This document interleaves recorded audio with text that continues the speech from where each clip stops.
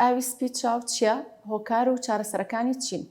ئاوی سپی چاوێکی کە لە نەخۆشە زۆر باوەکان لە هەموو جیهاندا و لە کوردستانیش کە بەهۆی بە ساڵاتچوونی تەمەنەوە دروستە بێ لە سەر و 40 یان 50 ساڵی، هەروە هەندێک جۆری کەمان هەیە بەهۆی سگماکە یاخود بەهۆی بوونی نەخۆشی تر لە چاو یان لە جسمی کەسەکە و هەندێک جار بەکارهێنانی زۆری دەرمان بێتە هۆی دروستبوونی ئاوی سپی کە تیایدا نەخۆشەکە بەرەبەرە بە شێوەیەکی تەدریجی هەستەکات بینینی زائیف دەبێت و ئەگەر گەیشتە ئەو حاڵەتێک کە کەسەکە نەتوانێت کاروباری ڕۆژانەی خۆی جێبەجێ بکات و بینینی باش نەبێ، پێویستەکە نەشتەرگەری بۆ بکرێت. نەشتەرگەری ئاوی سپی نەشتەرگەرێکی زەحمەت نییە، بەڵام هەندێک جار مزعفاتی هەیە.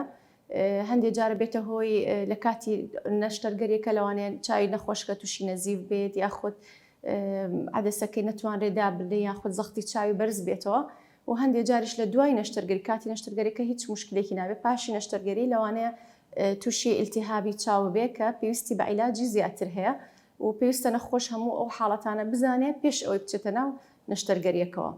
تەندروست بن.